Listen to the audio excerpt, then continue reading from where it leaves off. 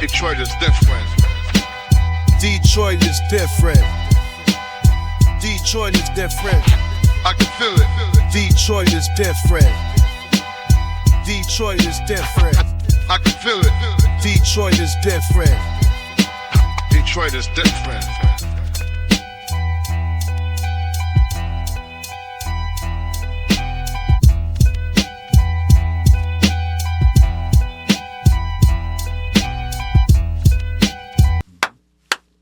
Welcome back to the Detroit is Different podcast studios. And in studios, I got a brother that's definitely connected in a lot of ways when we talk about family and connection.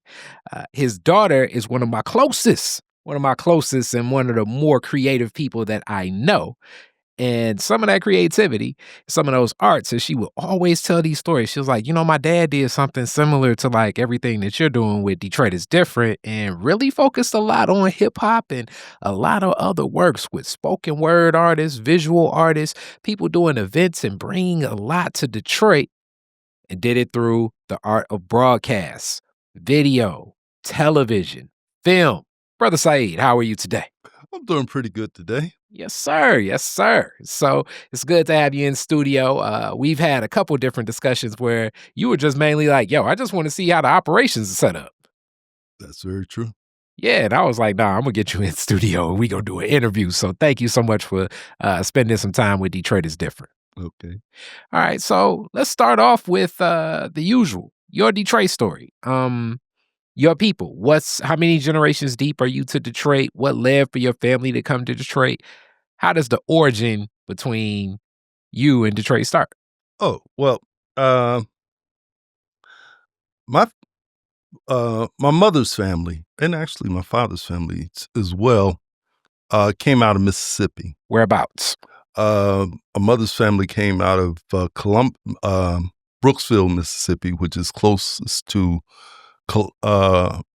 Columbus, Mississippi. Okay. My father's family came out of Hattiesburg, Mississippi, which I can't really locate that.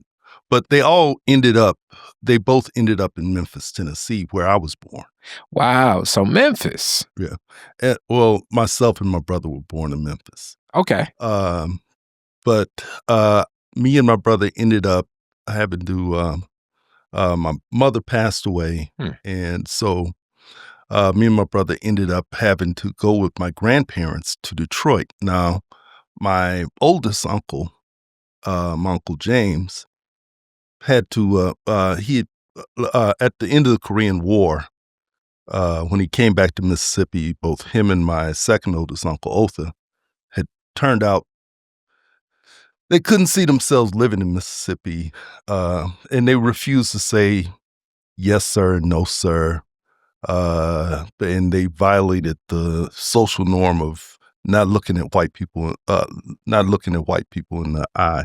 So what you speak of is definitely very pivotal in the American history, but definitely Black history of Emmett Till's murder. And we know that this was a charge they would call reckless eyeballing, Right. Meaning that a Black person looking directly in the eye of a white person in this era of Jim Crow and many Jim Crow laws, and it's the thought process is that was just the South, but definitely in the Pacific Northwest and the East Coast and the Midwest, acts like this could lead to someone being murdered or lynched, but especially in the South, and especially when we think about Mississippi. So a Black person not wanting to live in Mississippi, what era are we talking? We're talking about in the 50s. Yeah, in the 50s, Black person not wanting to be in Mississippi, it can make some sense. So Memphis, family moves to Memphis, and condolences on the loss of your mother. How long did you stay in Memphis? Do you remember anything? I was 5 years old when I left Memphis. But basically, my Uncle Otha moved to Memphis and brought up some of my aunts. Brought up some of the family and uncles. Mm-hmm. And my Uncle James moved to Detroit, and he brought up some more of the family. He brought my grandmother and grandfather and my two youngest aunts up in Detroit. And and since my mother had passed, and my father was unfortunately gone to prison, this left me and my brother as orphans. So my grandparents took us and brought us up to Detroit, which was a horrible, horrible shock. I was just about to ask, what do you remember about Detroit? Where do you all land? What's some of your early memories of being here? Well, we came in at the end of October. So, but even at the end of October, it was cold. But they told us, well, first off, in Memphis, I had 44 first cousins. My mother came from a family of 11 brothers and sisters. So, and all of them, the family had a bunch of kids. And so there was no part of Memphis, north side, south side of Memphis, that I could go to that there was not somebody related to me. So as a kid, wherever I went in Memphis, I knew there was some kids you could connect with. Yeah.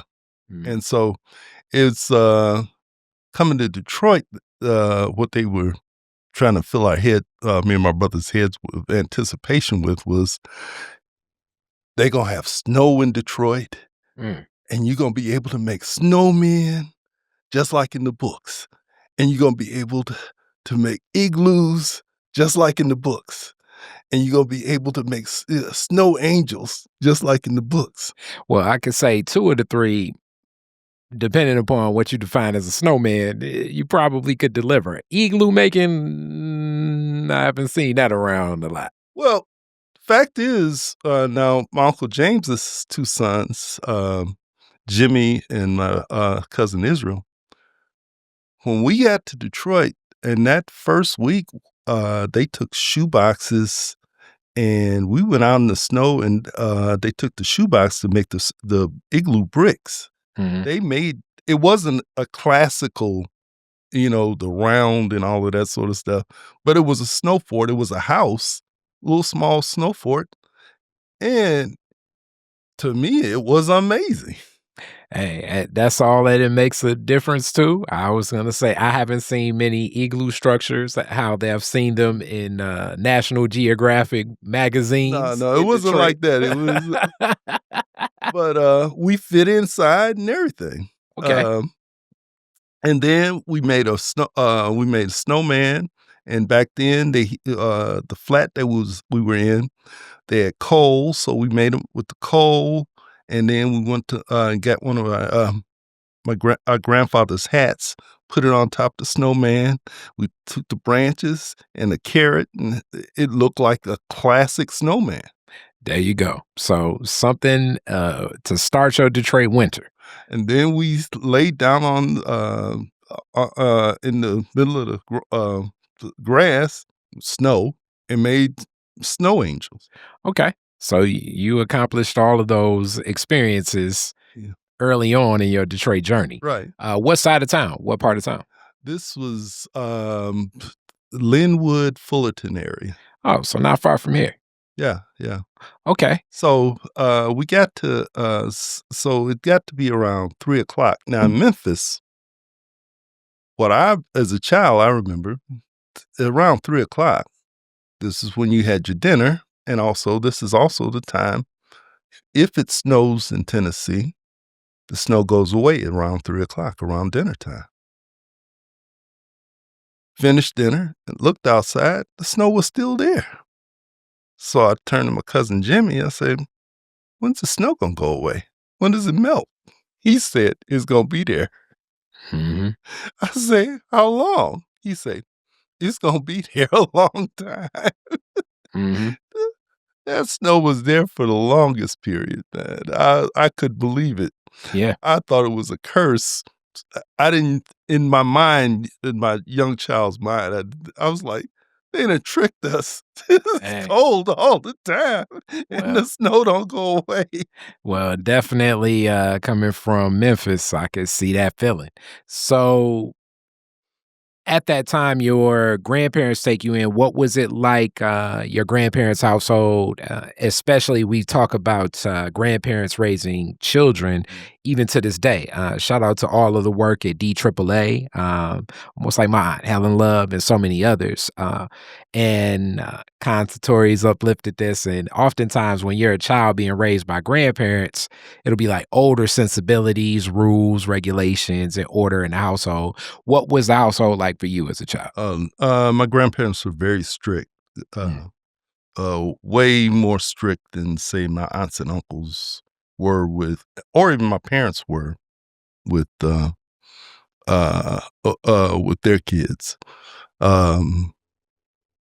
Can you give some examples of how you felt the household was very strict? What were the rules? What was expected of you as a child?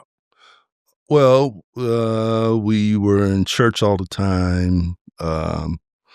If we were told to, I'm not saying we were spoiled, but it seemed like my aunts and uncles gave more leeway to my cousins. Parents gave more leeway to me.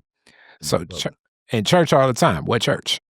New Light Baptist Church. Where is that located? West Chicago and Grand River, right off of Grand River.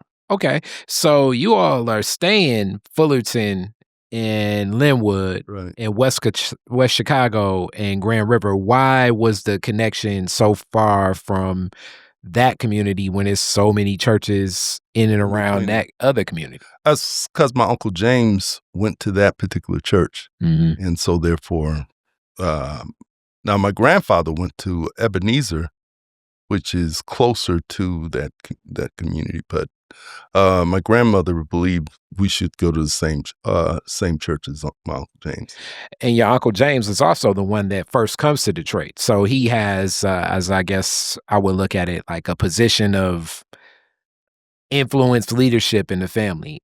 What do you remember about your Uncle James that I guess led that influence and his standard, and why did he even want to come to Detroit? Well, he came to Detroit. Well, he and my Uncle Otha came to Detroit, like I said, because the whole reckless eyeballing thing, and because the white folks had talked to their father, my grandfather, and told him, "Your boys can't be around here acting like they do. They're gonna get in trouble." So my grandfather asked him to leave. Basically, they had to leave, and so my Uncle ended up going to Memphis, and my Uncle James ended up coming to Detroit because he had heard there was plenty of money to be made in the car factories. Okay. Now, ironically, he didn't end up working in the car factories. What did he do? He worked at the Detroit Harbor Terminal, and he worked at Massey Ferguson. He had 2 jobs. He worked 16 hours a day. Wow. Okay, definitely. Uncle James was putting in on the hours. Okay, yeah, you definitely gonna have a lot more leeway in Uncle James's house, you know. So with that culture of church, what do you remember about the service? Who were the other members? Sometimes these migration patterns have people that are from some of those same communities. Mississippi not necessarily being a space where so many Detroiters are from my archives and interviews. A lot of people from Mississippi either go further west, Chicago. definitely to Chicago, as we know through the blues patterns. Everybody watching Sinners now, so much of that Chicago blues inside that. It's that feel, that Delta blues has a reason. But we got blues legends here in Detroit too. Yeah. But what was that connection, I guess, in the church too? Well, most of the other people seem to have come from my Uncle James's age, seem to have come out of Alabama, in Georgia.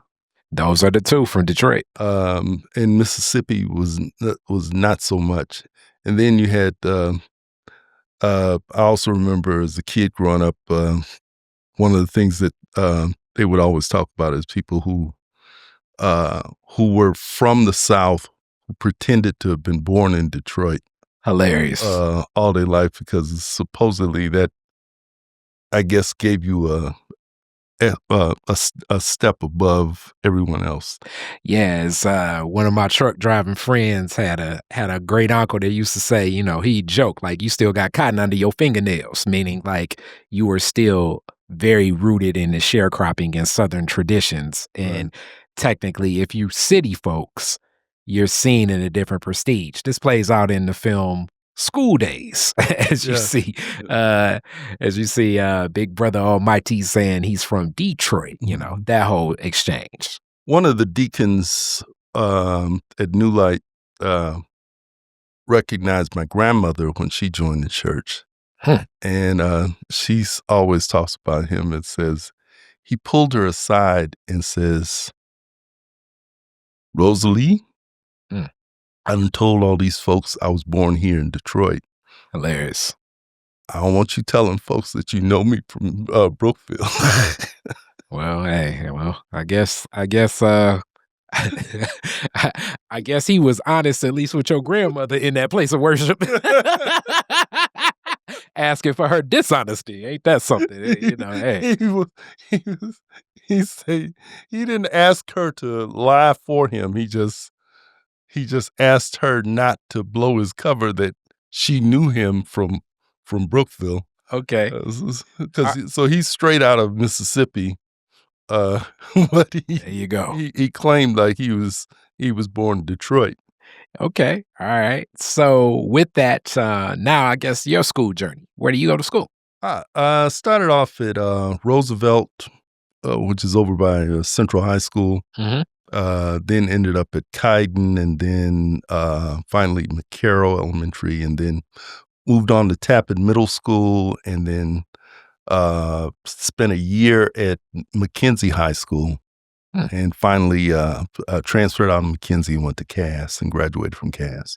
Okay. Why McKenzie? And you kind of are a little transient even in schools. Were you moving around? Right. We were moving around a bit. And the reason why I ended up in McKenzie for that 1 year is because I got my application into Cass too late.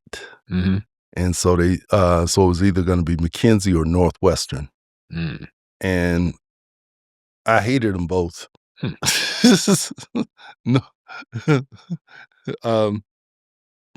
But I didn't want to go to Northwestern. Okay. Well, as a Colton fellow, as a Colton former president of the organization, the big NO. Well, there are all kind of urban legends about Northwestern. You got that right. And they were saying that freshmen got beat up every week in their ninth grade year. Yeah. By the upperclassmen.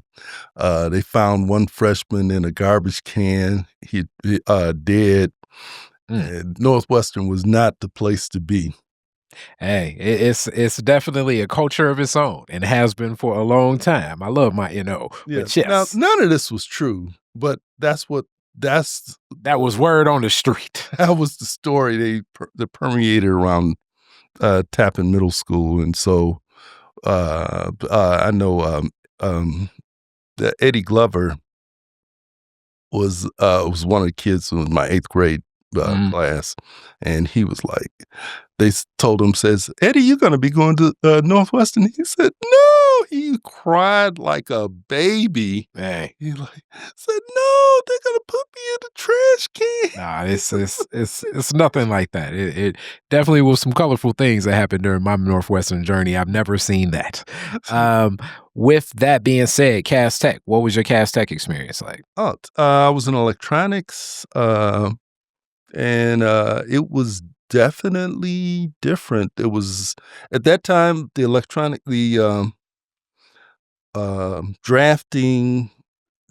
electronics, air conditioning, refrigeration, SET curriculums, all of those were all male. Now, because I was in the class of 76. By the class of 78, they started bringing women into those girls into those fields. Hmm. And not only were they all male, but and we had double periods of, say, electronics, circuits, motors, generators, TV repair, all of that sort of thing. The TV repair was really good because it allowed me to make some money fixing people's TVs before I graduated from high school. Okay. Now, but all of that went out the window when Motorola came up with printed circuit boards. They called them Works in a Drawer, and they hadn't prepared us for printed circuits. We were still using tubes and repairing tube TVs. Okay. So for people that don't know, and I am a nerd about a lot of different things, definitely when it comes to like how we process media. So tube TV, and I've seen a lot of them over the years. Are, first off, they're extremely heavy. That's the first thing. Mm-hmm. There are a lot of filaments and other projections inside of the tube, how I've seen it. I've seen like my mom would gut them in from different estate sales, and then she'd frame and put pictures in them. If you've seen some of my work, sometimes I use television frames, especially older ones, to frame something from retro age. But the tube TV was something of its day. Definitely, you can see a lot of them at the Henry Ford Museum as it just tracks inventions through time and things like that. Yeah. But by the time, once they start doing, people start getting those printed circuit board TVs, my understanding of how to fix them was It wasn't there. diminished, and finally it was zero. What was it about electronics that drew you in? Why you had the interest? Actually, I wanted to go into computers, Hmm. but there was no room in the computers data processing curriculum. Do you think that was because you came in a year late, or what do you think it just was packed, or what was that? I think it was. I think it was because it was a high demand field, Hmm. and so whereas electronics wasn't as high demand, Hmm. and so when my counselor says, "Well, get in electronics, and then when you get to CAS, just transfer out to something else." Hmm. But it never worked out that way. All right. So after Cass Tech, where are you at? I went to Michigan State. State. Why did you choose state? Primarily because they gave me, well, I was a National Merit Scholar semifinalist. And so a lot of schools were trying to recruit me because my PSAT, ACT and PS and SAT scores. Mm-hmm. And the school that I wanted to go to was Howard University. But the school that gave me the best financial aid package was Michigan State. Also, because when I got to Michigan State, on the, where they were taking prospective students around, the minority students in engineering group there, because we met with different groups from Michigan State while they were showing us around campus. They did a heck of a job recruiting. They showed us a film. It had Jomo Kenyatta, Kwame Nkrumah, and some other African leaders, and says what Black people need are engineers. Says we have a whole continent full of people who are in sociology and philosophy. What we need is engineers. And so I had already come out of electronics, so I was going in that direction. And then they showed like a Malcolm X speech and about the need for technical expertise. And Elijah Muhammad, they had a clip of him. And it was a real Black nationalist appeal to being engineering. And after the film was over with, the brother who who ended up talking to us was saying, I bet most of y'all want to be teachers or teachers and social workers. So he says, raise your hands if you want to be a teacher or a social worker. So most of us raised our hands, including me. So, and at that time, I was thinking about switching into social work.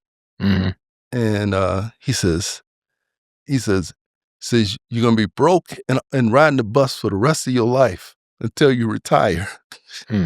He said, so we all, different people in the group were saying, we don't care about the money. We're trying to do something for the people because we're at the tail end of the Black Power movement.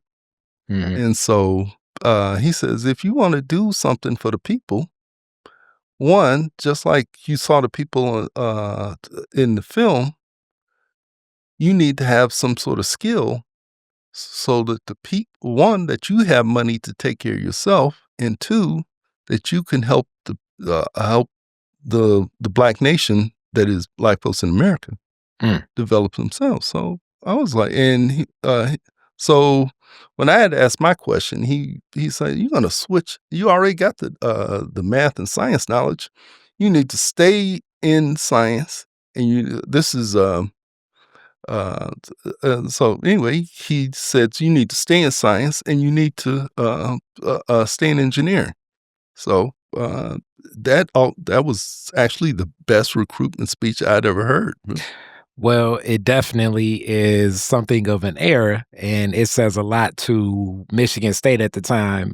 Shout out to Dr. Melvin Peters. Oh, yeah.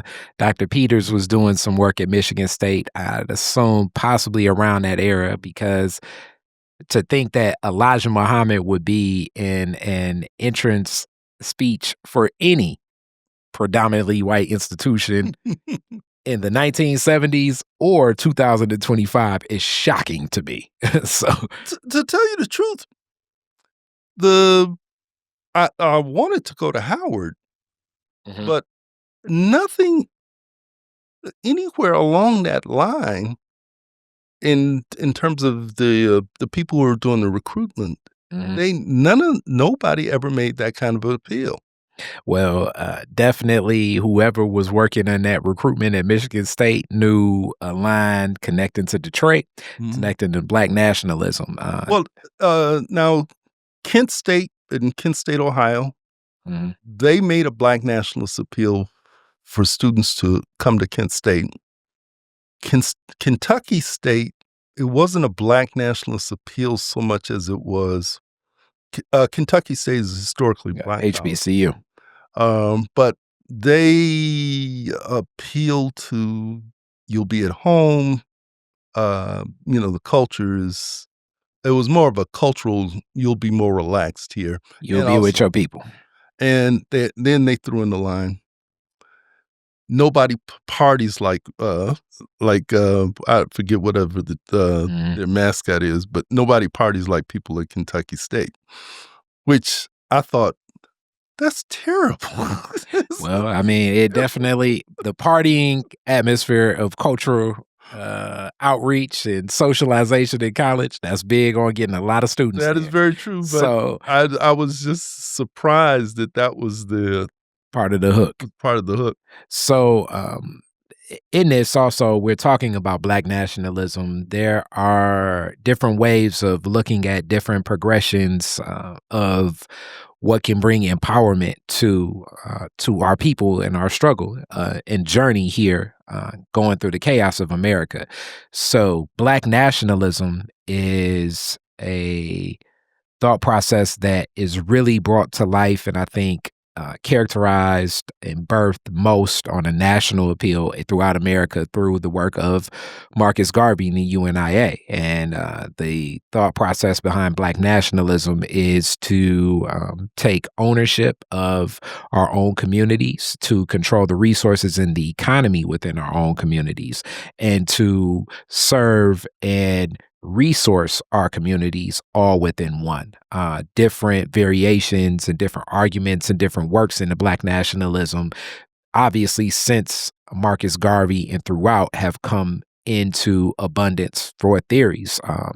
Even the arcs of here, when we look at the Shrine of the Black Madonna, Reverend Jaramogi, a lot of the Christianity perspective of Black nationalism exists, and many other arguments even within the Nation of Islam, and a lot of the work with the Nation of Islam, especially under the leadership of Elijah Muhammad, speaks to Black nationalism. Malcolm X, during his time in the Nation of Islam and even after the Nation of Islam, is speaking to Black nationalism so much, especially in, we think of the speech, The Ballad of the Bullet, here delivered at King Solomon Church, which I'll be a part of a reading of that very soon, just in Malcolm X's birthday.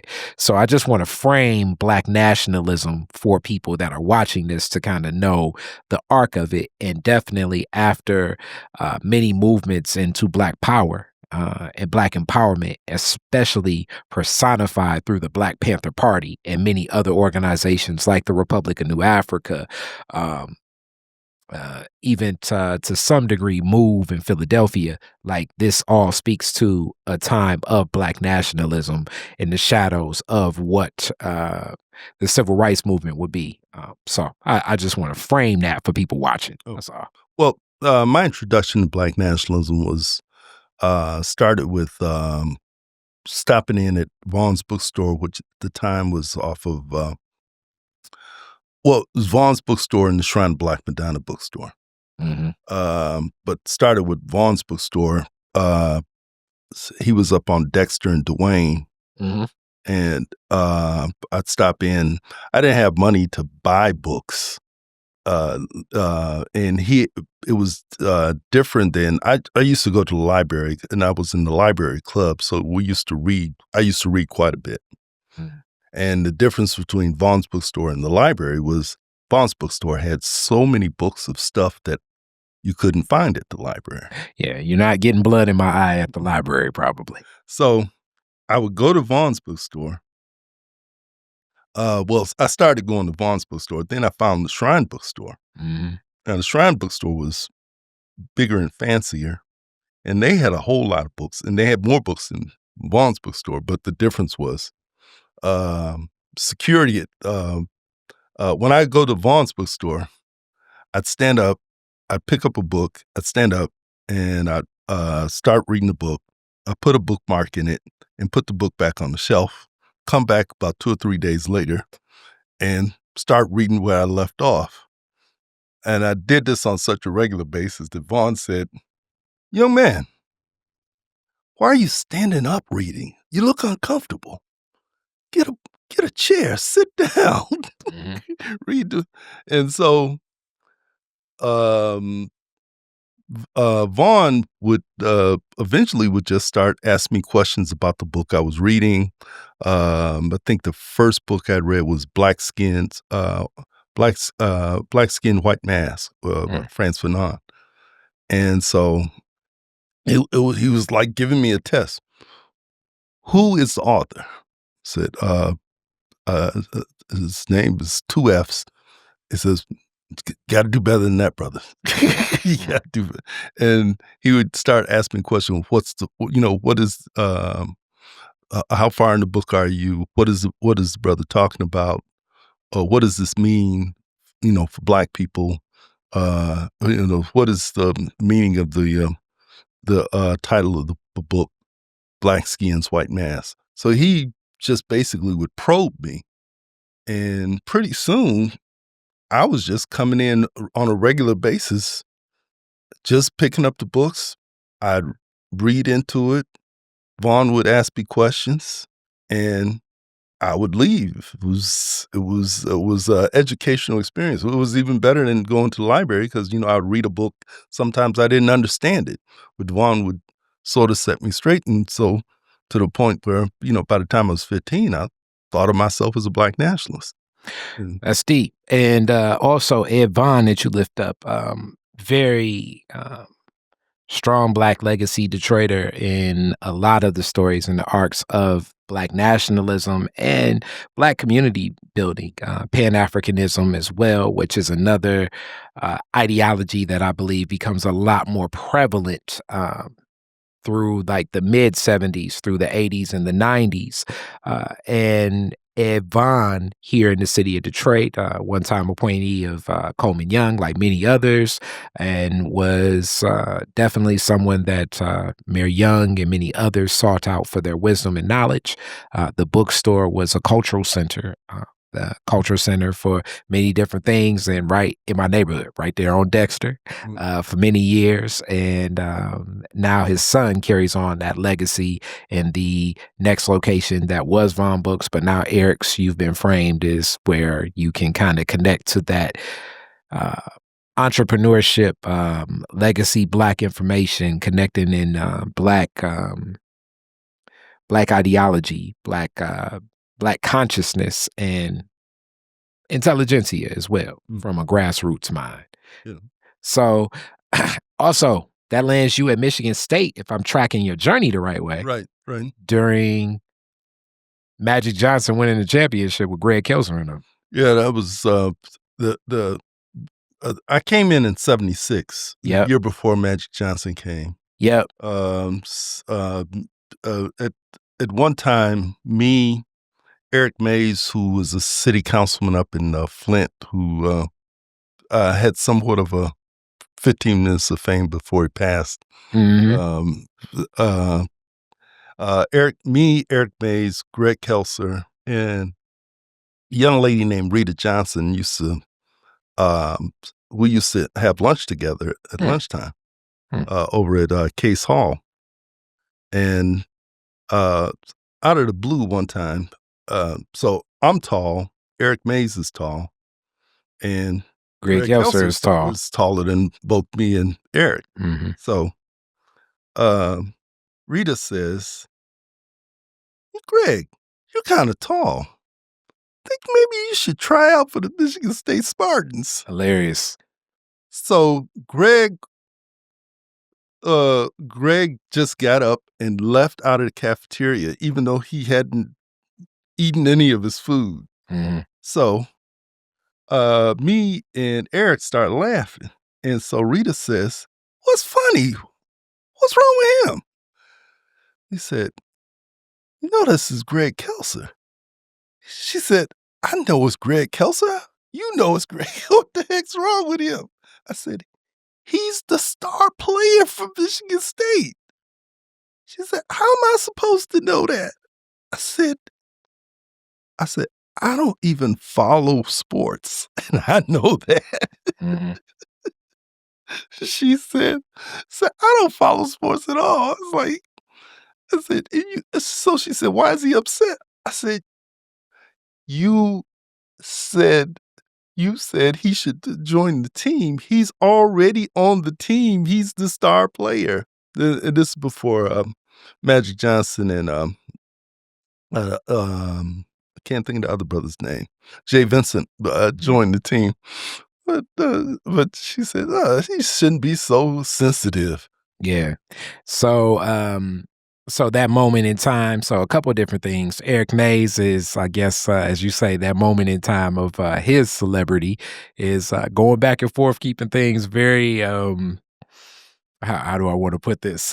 Sometimes if it needed to get a little bit profane to get that point across, Eric Mays became national acclaim in that position in Flint, but a lot of the people I know in Flint were very supportive of his work in community. And you're in college with him, and Greg Kelser, as you talk about, one of the, I want to say he was like a Mr. Michigan in basketball, just phenomenal basketball player. And as we see, also Piston, I mean, right now, I want to say he does the Pistons broadcast still to this day. A voice of the Pistons and television broadcast, and a teammate of that historic team where Magic Johnson and them win the championship. Right. What was it like being on campus then? Because I just know that that's even a moment in time of American history. Oh, well, when that happened, everybody got caught up into, well, when Magic Johnson and Jay Vincent decided, in 76 or 77, the Board of Trustees was trying to decide whether they should build a new sports facility because they had Jennison Fieldhouse. And it was rickety and sort of falling apart kind of situation. And the Board of Trustees said, no, we're not going to spend any money on that. But once Magic Johnson signed to play for Michigan State, they revisited their decision and they put out a big proposal. They were going to spend hundreds of millions of dollars just based on the fact that Magic Johnson, that was the deciding change. Yeah, it was a deciding factor. That the fact that Magic Johnson came, I said, wow. If Magic Johnson hadn't come to Michigan State, the Spartans would still be playing at Jennison Fieldhouse, probably. Hilarious. But definitely changing the culture of that school, and Michigan State known more as an agricultural school. Is surrounded by a lot of agriculture. And then now you're talking about engineering. What was this Black engineering program on campus now that you're in the school and working? What was that experience like? Well, there was a special program to bring Black students into engineering, and I became a part of that. Also, our particular chapter had two brothers who were a year older than me, Jonathan Tabor and Tim Lucas, who had also gone to cast with me, and they had also been members of the Pan-Africanist Congress here in Detroit. So when they were officers in what was minority students in engineering at Michigan State, but the other thing that they did do was they helped found National Society of Black Engineers. So, which still exists to this day. So now let's get into, I guess, like post Michigan State, because that sounds like that's just engineers wherever, and not necessarily in college per se. This is a professional trade organization. Professional organization. And it's one of the largest professional trade organizations for Black engineers. Black engineers. Okay, and they're founding this from that lens. What was work like for you as an engineer after Michigan State? Well, after Michigan State, I ended up working. I started off working for the city of Detroit as a construction inspector. That was my initial job.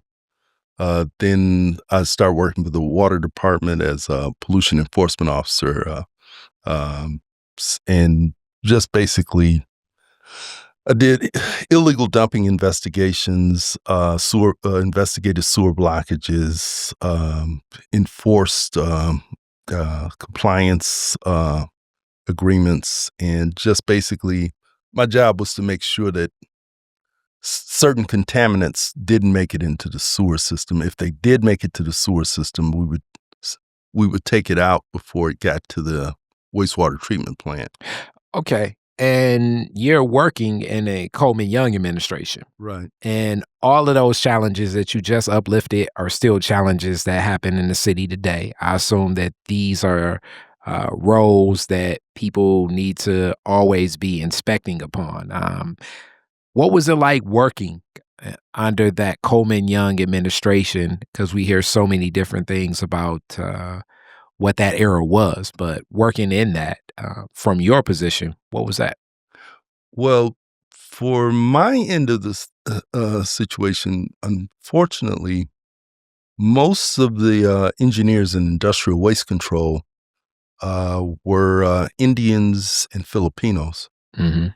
And so we had exactly 3 Black engineers. How many altogether throughout the city? Don't know that number, but you would guess what? It's probably maybe 175, 200 total. Wow. So almost less than less than 5%, definitely. Right. So we didn't have. It's probably better now, but at the time, most of the engineers, and that was at the time, the reason why was because Indian engineers were asking for less money because they're coming along, they're working because they're coming in as migrants, and so they're not making as much money. And we're talking about work visas and more so anchoring themselves, which I guess that has bad connotation these days, but more so connecting and getting rooted in America. Right. But I've also heard this, and I'd love for you to speak on this, because this is in the medical field, as I hear in other trade and professions that become specialized, that a lot of times Black talent and skilled Black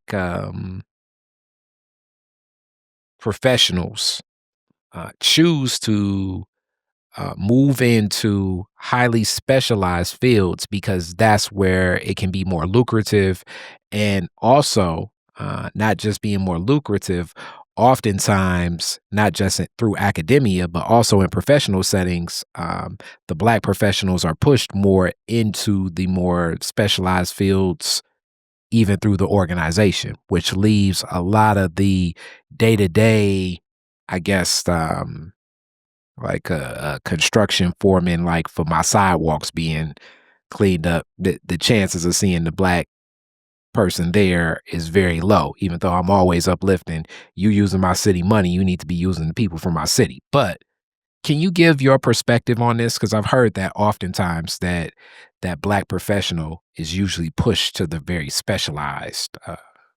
Well, my feeling was what you would hear from people from the administration, the young administration would say that, oh, we just can't get Black people. If we get a Black person to work for us, then they run off to private industry, which was true. But that was because private industry is paying more. Private industry was paying more. And so I had felt, well, if they wanted more people to stick around, they should pay more. And two, that they could actually send people who were at the technician level, send them to school, and then keep them on and, put them under some sort of contract so that you have to work for us X number of years after you have your more certifications and more education. Right. After you receive your degree. So,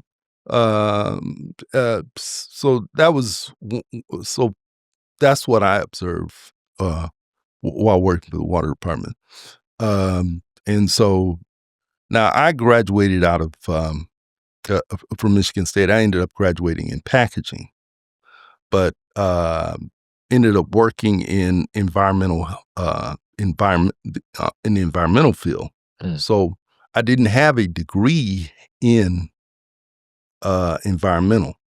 So what I had was I started Wayne State in the graduate certificate program in hazardous waste management. Okay. And so I didn't have a degree. So, but the experience I got working doing pollution enforcement for in the sewage end of the water DWSD, that was very helpful, and it gave me the credentials that I needed as I moved on.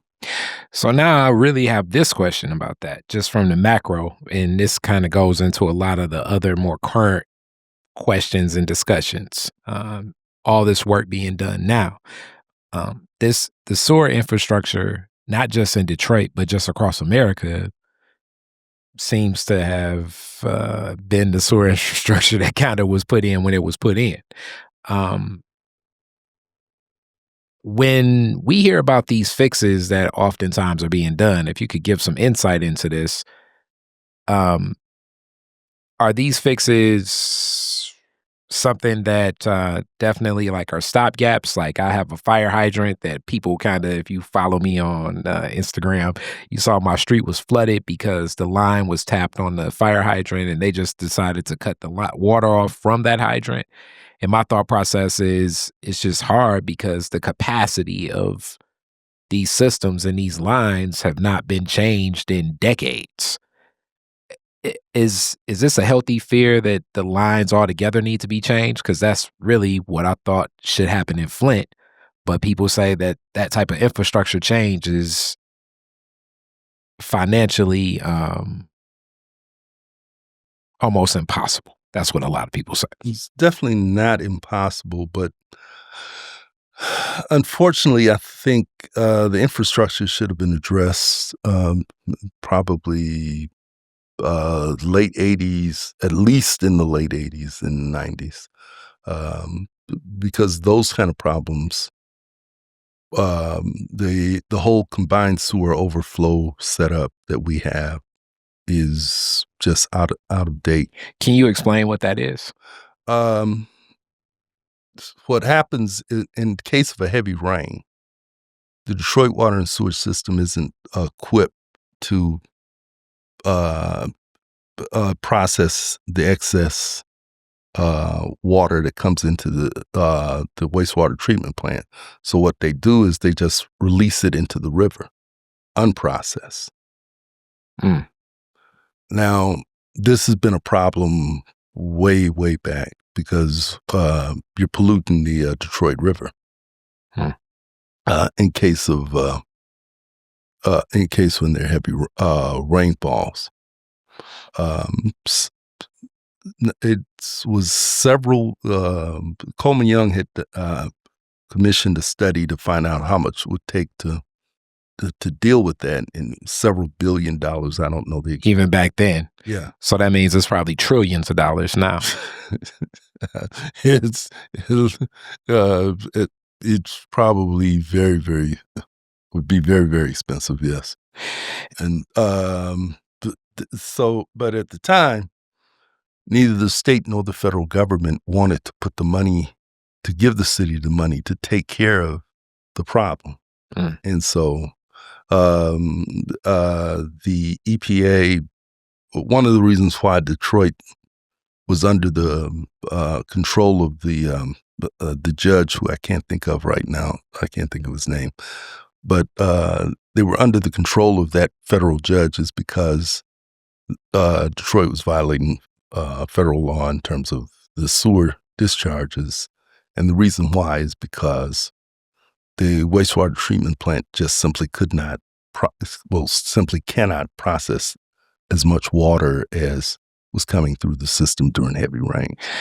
And now I know we're getting into the weeds, but I love that you're giving this historical perspective, because I meet with, and we talk to a lot of the politicians that talk to Linwood and how the overflow, and they often say that this is just like a once in a lifetime rain event, especially like if it rains fast and it stops. But it seems like once in a lifetime is happening a lot more prevalent than what they're saying. But you're just telling me that this has consistently been a challenge, that due to what we're looking at, even with the lines of, I forget, like the some American water pipe insurance that many of us pay for now, that I was like, I don't know how I started paying for insurance between these sewer lines, between house and outside.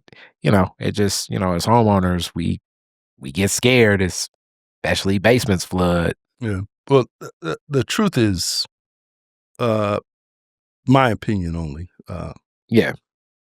I think the federal government should cover the problems with the cities. However, when the cities became predominantly black, any kind of the notion of federal government giving money supporting to a black city just went out the window. And I've, me and you, Kari opinion agrees with you, brother, because I often say black leadership is going to deal with definitely less resources. Right. It's if we playing Uno, you don't have no action cards, so you got to figure out how to Got to figure out how to get in the game with no action cards. Right. So that's working in government. Mm-hmm. You've worked for years, but even before we kind of get back into engineering, where does broadcast and television get into the mix of this work? Oh, that was sort of a hobby kind of thing, and it came about. So I ended up joining the Shrine of the Black Madonna. I became a member. When? This is 1981. Okay. I became a member, and along that line, Don Barden was bidding.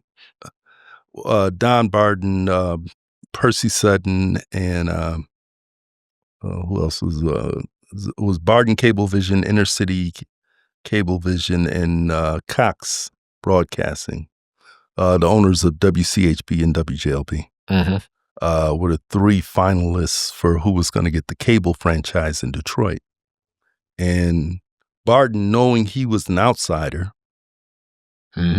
went to various community groups, Operation Get Down, Inner City Sub Center, the Shrine, Nation of Islam, and he promised everybody their own channel on his if he got the cable franchise.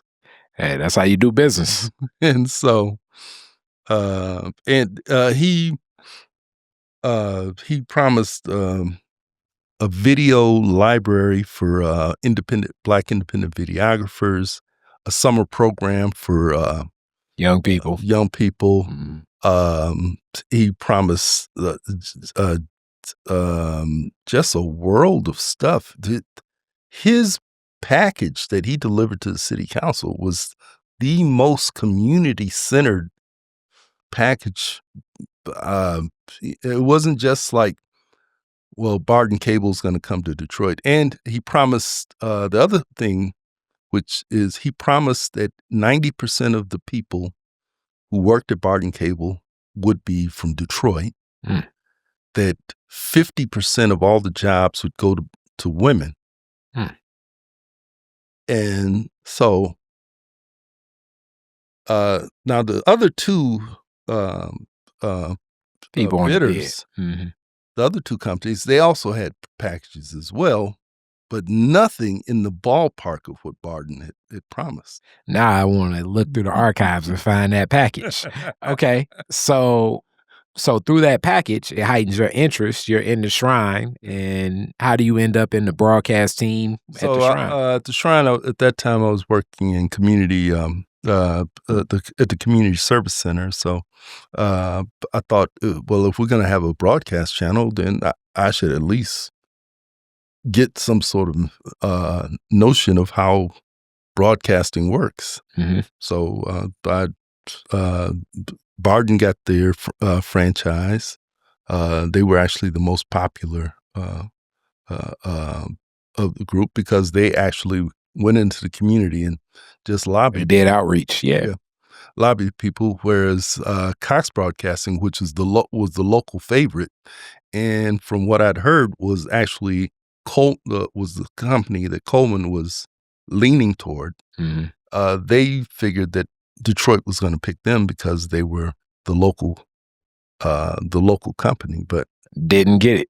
They didn't get it, and so that caused me to look into doing that because I figured that I would be a community service center would be using the channel. Okay, and then therefore I wanted to get whatever skills necessary. Okay, and so that's how I got into that. All right. So how do you go about getting these skills at that time? Well, at that time, I took a class with adult education, the Detroit school system, and I later took the public access class with Barden Cablevision. Okay. And how do you start in broadcast? What's the first show? The first show I did was called Kicking Knowledge. Kicking Knowledge. And what year and what do you remember about those early episodes? This was in 1989. The early episodes were centered around hip hop, because hip hop was by 1988, 89, conscious rap was at the forefront. And since I was a black nationalist, I thought, oh, this is a good cultural phenomena, and so we should take advantage of it. Okay, and now let's even talk about just the age too, because it's a lot of people I know that with your age, like I don't want to hear none of that rap stuff. I remember the classic Mtume Mtume's discussion point and many others in 88, 89.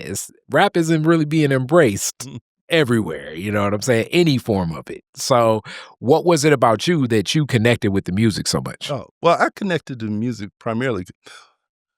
I was a funketeer. I was really into the music of George Clinton. Yeah. And the beats that rap sampled were often James Brown and George Clinton beats. You got that right. So that I plugged into that. The other thing was George Clinton also did these little nursery rhymes in a lot of his music, and that also reminded me of that of rap very as much. well. Like Chocolate City, so many things. Yeah, George is definitely do that. You know, the funk doesn't just move; it removes, and different things like that. You know, and so I thought it was different because at the time I felt R&B was sort of in a rut. And it was in the rut because there was same kind of songs, whereas you wasn't feeling that Terrence Trent D'Arby at that time. I'm just messing with you. He was rather playing Public Enemy. So, boy meets girl, boy has girl, boy loses girl, type of music. And it was like there's so many other subjects. Okay, whereas rap just did everything from talking about their Adidas to talking about the police to talking about partying. So there was just a range of subjects, and it was a lot more creative. Now, people my age at that time was like, you're correct, they hated.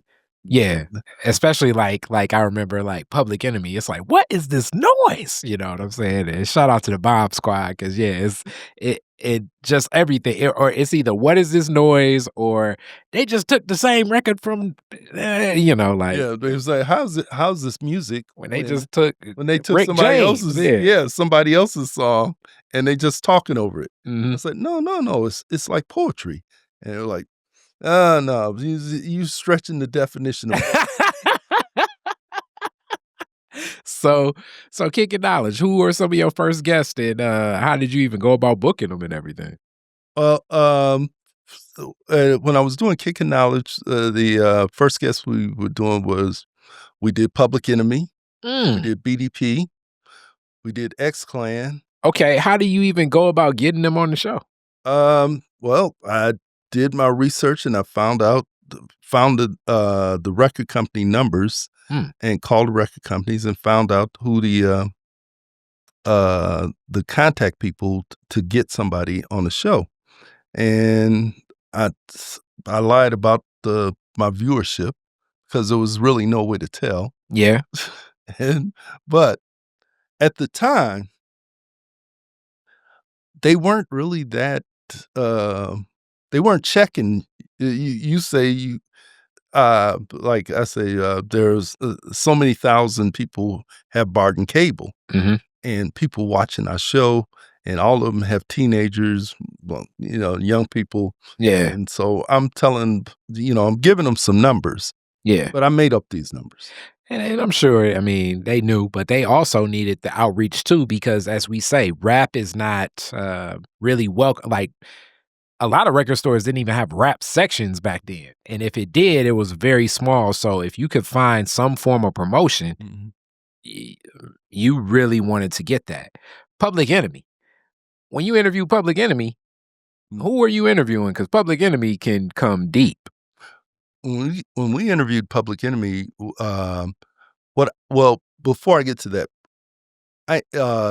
record companies eventually had like a what they call sort of like a college promotions Team. And so we end up on the college promotions team because of the age range that we have. Mm-hmm. And so not necessarily all the viewers are college age, but that's where we ended up. And so so those people would be in contact with us, and they would say they have their A-list performers, but they want you to interview their B, C, and D-list performers. Mm-hmm. And you do that, and then they will reward you with the A-list performers when they come to town. Okay. Now, that wasn't the way it was when we first started out, say in 88 and 89. But eventually, you would. But some of those B, C, and D-list performers end up like, you interview a Digital Underground, you interview a Tupac, kind of. Unfortunately, well, I'll get to that. We interviewed, for example, K Solo. Yeah. Who at that time was maybe like a B or C list. Yeah. But sitting next to him, he insisted on Redman. That we also interview his cousin, Redman. There you go. And Redman later before us, so like, who is Redman?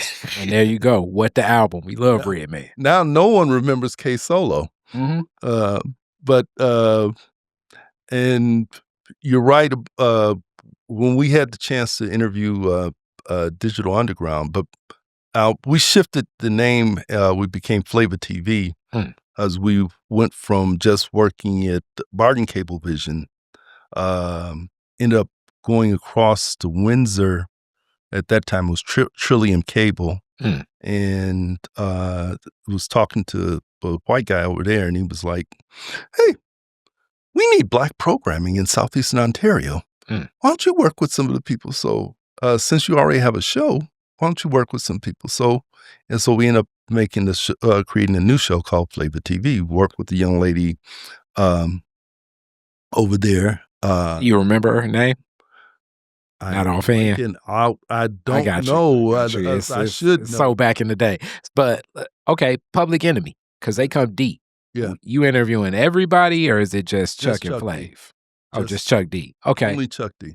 All right. So as this goes, who from your team do you have? And are you handling like the production, the editing? What's your role in a lot of this? Because you also have an engineer in mind. So I know you're seeing the process through. What are you doing in the process? Well, with Kicking Knowledge, I did the editing and the booking.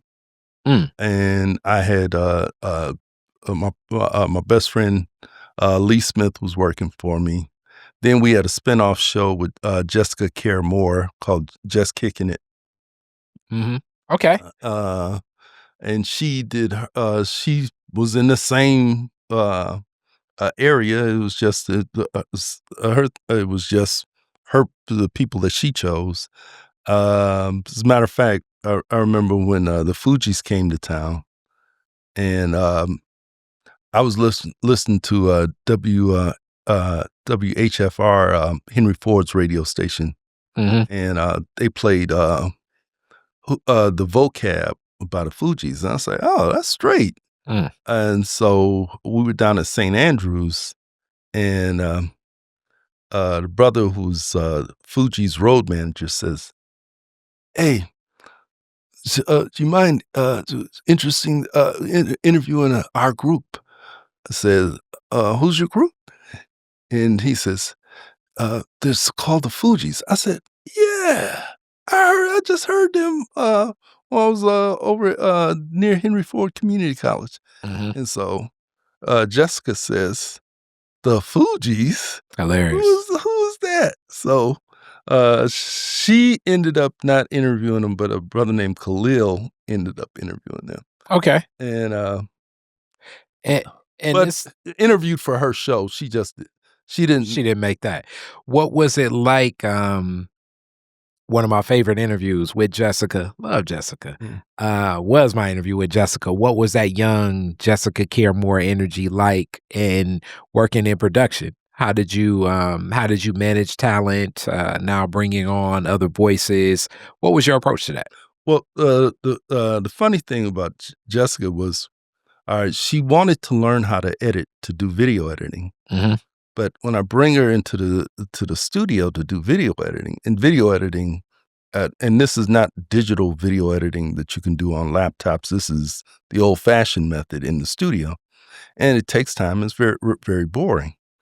And so I'm showing Jessica, says, now this is how you're going to do an insert edit. And I'm looking at her and she's looking at her notebook. And so I said, Jessica, what you doing? She said, I'm reading over a poem I wrote. Listen to it. I said, Jessica, focus. Focus. And she probably like, Brother Sayeed, focus on this palm tree. Huh? Yeah. So it's very interesting that, eventually she, she broke out with the poetry and did very well with it. Extremely. Yeah. And she's made her own film too. Yeah, definitely. And so many other works too. Just I would say one of the true multidisciplinary creatives that I know and full of that passion. Love Jessica. I need to collaborate a whole lot more with Jessica. So shout out to her. Yeah. So in this, so you're talking about old school editing, and I come from one of those old school days. Shout out to Mr. Catula, Northwestern High School. Those editing docs, because like you're really cutting film and you're piecing it together, and it becomes it just takes more time than what's going on digital. I'm glad that I learned in the analog world for music or audio and video, because now I have a better understanding of what the digital is replicating, and where things are kind of pacing out. Like that's why I appreciate it so much. But yes, back in the day, as they say, like the 40-pound cameras and everything, it just took a lot more pre-production and planning to do what we're doing. Even this back in the day would be so different. Just the switcher board, I remember, it's a lot into it. And you took to this and were very passionate. How long were you doing these shows? So I did this all the way up until, say, 99 to 2000. Wow. So for about 10 years. 10 years, yeah. Where are the archives of all your shows? Unfortunately, fortunately, I kept all my tapes. Yep. But I put them in the basement. And this is like 360 back to what we talk about with our water system. I already feel it. The mildew or the moistness of the basement, I tried to play a bunch of those tapes. We shot a whole bunch of stuff. By the time we got to Flavor TV, I had Darren Campbell, who was working with Focus Hope's, he still works with Focus Hope's video. And so he's more of a professional camera person. Yeah. Sharon O'Flaherty, that's the young lady in Windsor. She has she ended up with a communication degree at the University of Windsor. And she was also so she brought professionalism to Flavor TV. Wow.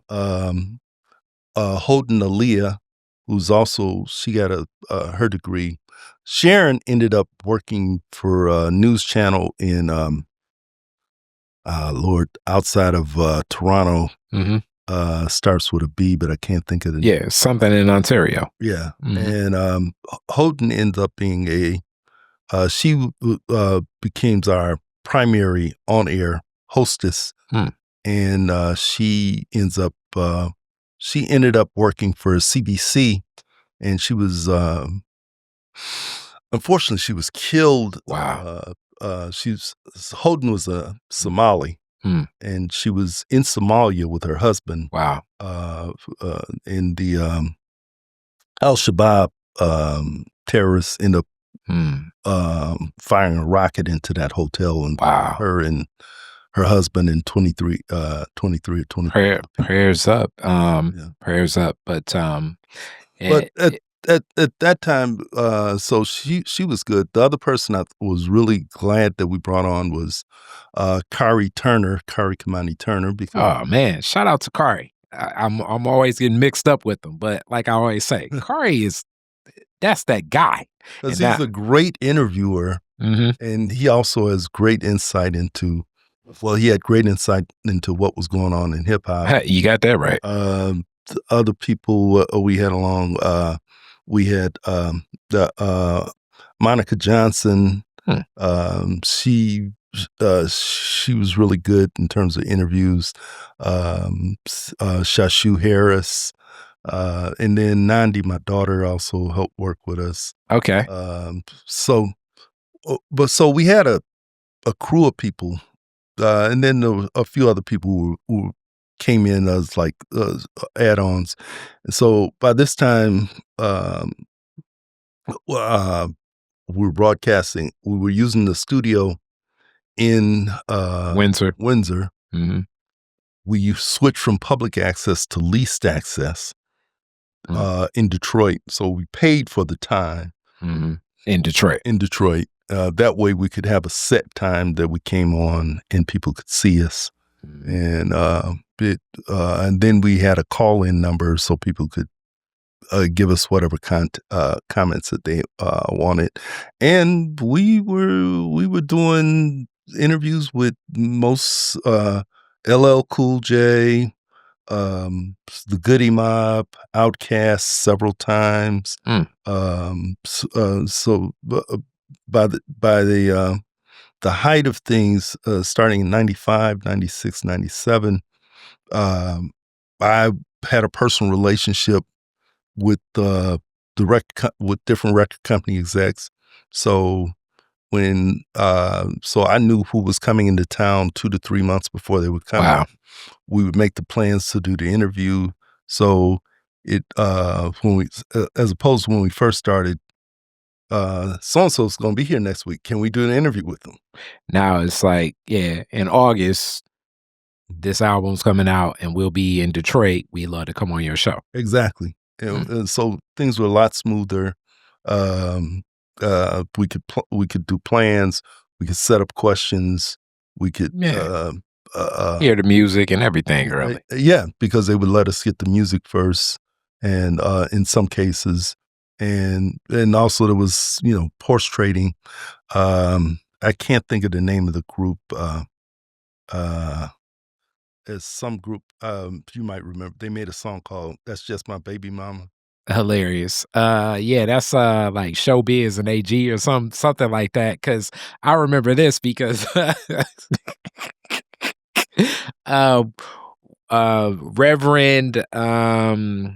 Reverend Frank,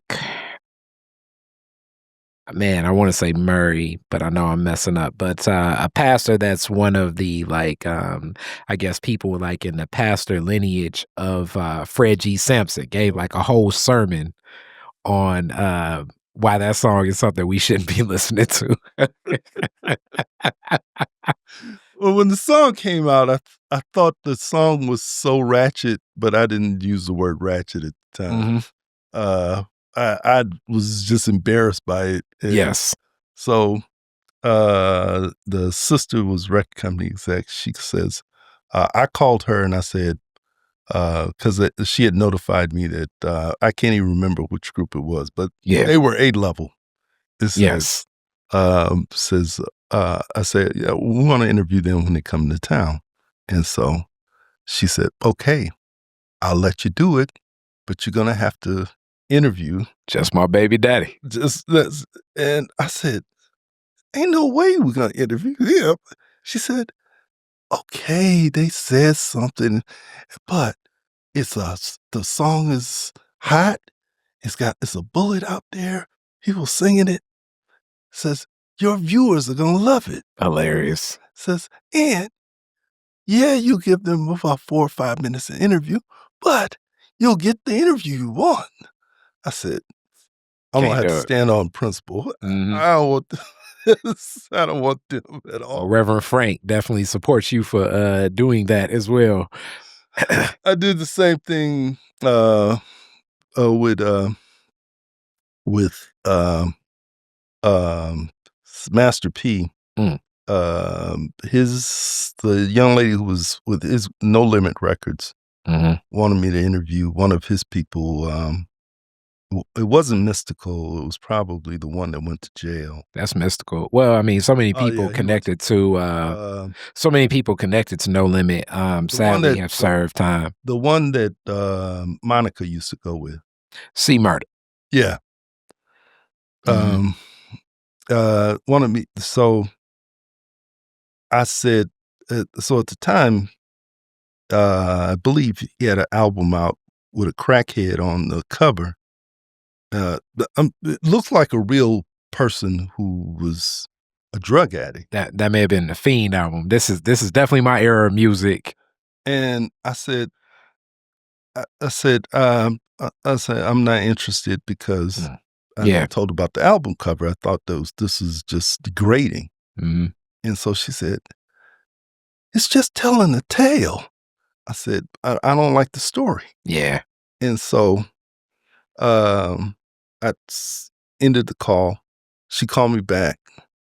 And Master P is on the, she said, I'm going to let you talk to Percy, blah, blah, blah, blah, and see if you can work it out with him. I said, well, unless he's going to take the crackhead off the album cover, I'm not interested in interviewing anybody else. I said that, remember having like long arguments with a couple of people in the crew. Darren Campbell said, he was saying I was censoring. Yeah. We just supposed to be giving the people the news, and you censoring about hip hop, and you censoring what people listen to. I said, we always are censoring what people. I said, the record company censors what people hear because you're making a decision to do or not to do certain things. Definitely. So he felt like, whereas I felt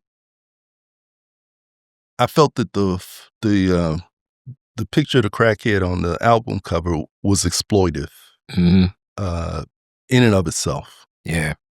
Plus, I wasn't a fan of No Limits music. Yeah. Definitely my era. As I say, this relationship, hip hop's my favorite art form, but especially the older I get, I recognize the challenges that it has. I believe that a lot of hip hop should come with a psychologist, a sociologist, and a cultural anthropologist, and a social worker, just to kind of contextualize what you're hearing in some of the records, because the layers that you're unpacking through, whether exasperated realities or true realities, if you can't contextualize this stuff the right way, the way it like seeps into the consciousness, it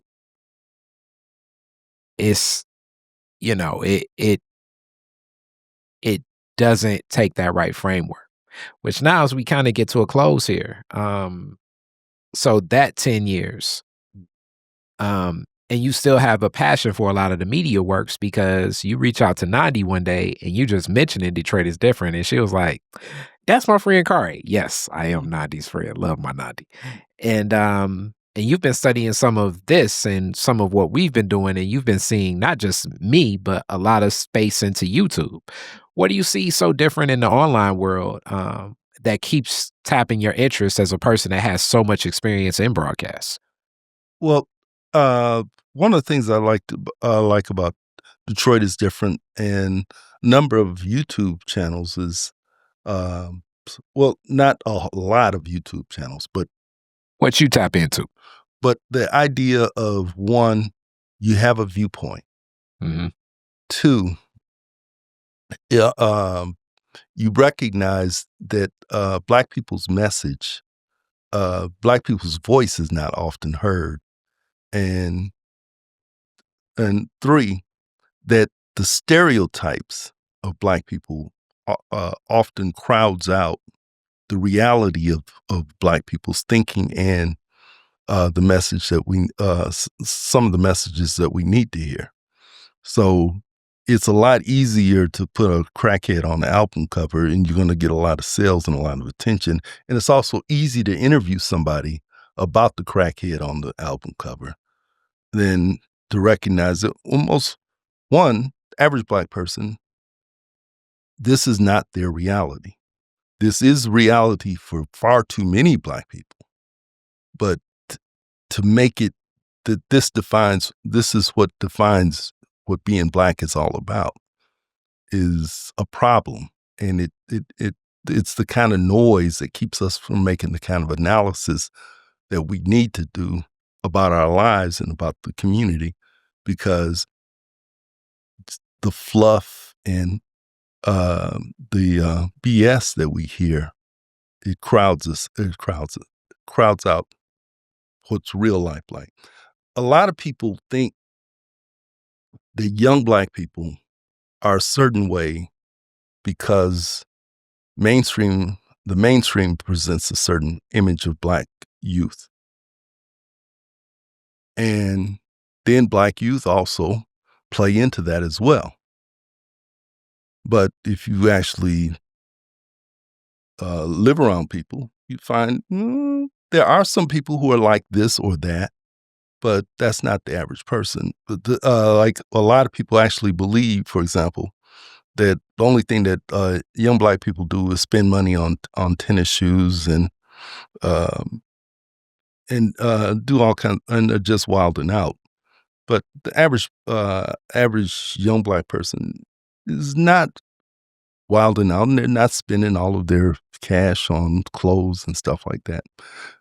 They may spend more money than they should, but this is not their situation. Also, some of the challenges that Black people face go unaddressed because they don't fit into the stereotype of Black folk.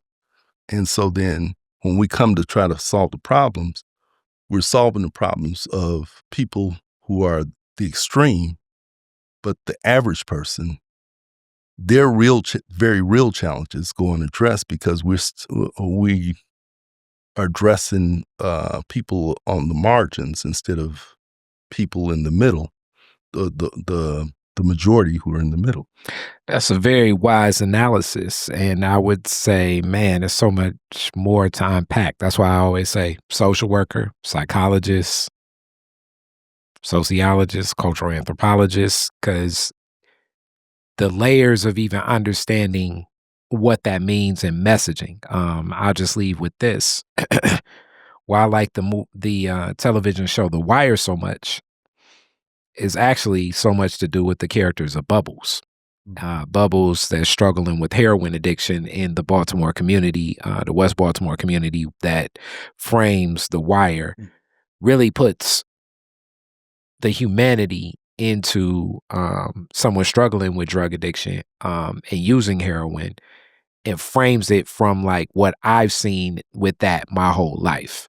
That was one of the toughest things about, I guess my era of rap, and painting the picture of the drug user. Whereas now it seems like this era of rap is more so about being the drug user itself. So like the relationship that I've seen portrayed, not saying that it's a strand of reality, it lacks the depth of the understanding. The relationship between drug users and drug dealers is nothing like what's talked about in these songs where it's like, oh, you dirty and da da da da. Actually, not to go too in depth here and with everything, but from how I've seen a lot of times, the drug user is the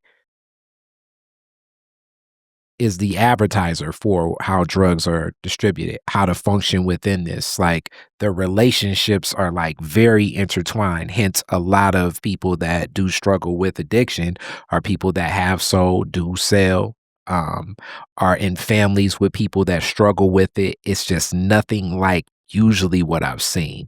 The best thing I can speak to is Bubbles. So when you put the fiend on the cover and you don't put more layers into the story behind it, it makes someone shout out to Raul for giving me this. It makes us an object in the chaos of this journey of we're having as Black people here, and not the subject of being in the story of dealing with this chaos. So that's the Kari Frazier framing that I got for you. You know, if I could just add, yeah. There's a rapper out of Detroit called named Boss. Mm-hmm. Came out with her sister. Now, I knew a Kosowa who's her sister. Mm. And when they first came out around Detroit, they were like bubblegum rappers, sort of like what's the name of the group that made the song the sound that goes boom? Oh, JJ Fad. Yeah. Sort of like JJ Fad. But Boss went out to LA and ended up getting the contract, and they came up with a whole persona of her as being the either the only female member of the Bloods or the Crips, and also that she was insane. And she grew up in the mean streets of Detroit. So they came up with a whole persona of her. And the Kosovo was telling me about how the A&R people at the record company had came up with this whole thing. As a matter of fact, In Living Color did a whole piece about there's a skit where they make fun of her and Ice-T. Yeah. In that skit. But because she went to Catholic schools, her family's middle class. Yeah. And even the little interludes between songs, her mother is calling and saying, "What are you talking about? You went to Catholic school." Yeah. So she's even making fun of that, the persona that they're selling, in Rap Pages and in The Source and other stuff. But and that goes back to what I was when I was talking to Darren about censorship. I was like, no, this isn't censorship. This is just understanding people are making decisions about what's going to be sold, and we're just making decisions as well. And at least that's one of the good things I've seen about this channel and some of the and a handful of other channels. Thank you. It's just understanding the power of message, and it's just not getting the views. No, at a particular point in time. It's understanding. Well, we have a definite ideology, and we're going to state the ideology. Sometimes we're going to lag behind our viewers. They're going to be over here, but we're over here. And sometimes we'll have to lead the viewers. As I always say, this is a rich experience, not a reach experience. That's a lot of stuff that you can reach for, and it's right there in your face, and more power to the people that do it that way. But I love functioning here, as you say, telling those rich stories and everything you've added. Yeah.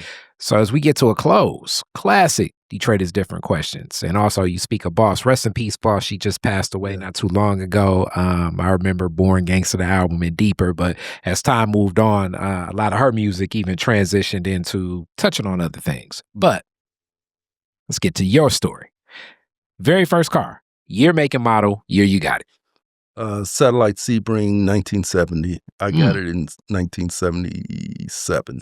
Okay. Where's the first place you went when you got it? Drove back to Detroit because I was up in Michigan State. Okay. All right. Cool.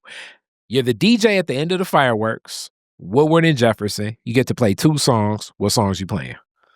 Mommy, What's a Funkadelic, and Tear the Roof Off the Sucker. Okay, so damn, you just stand right there with George and them. I'm with it. I thought you was gonna slide some hip hop in. I'm with it. All right, and last question. Because technically you've been here for a long time, but I'm still counting you as a Memphis baby. So an alien comes down, spaceship outside, E.T. hops out, comes up to you like, where's the most Detroit place you can take me? Where are you and E.T. going? Uptown Barbecue. Oh man. E.T. and Uptown Barbecue. I love Uptown Barbecue. Second would be Barbecue Central, but they got so many places, so You don't know which one. yeah. Okay, I don't know where a spaceship would fit. He would have to just float that. That ain't getting in the parking lot, but I feel that. Yeah, love Uptown. I ain't been there in a minute. I like their greens. As far as food And truck, cornbread. Fork in Nigeria I love that place too. Okay, he don't even necessarily have to park. He just got to go up to the food truck.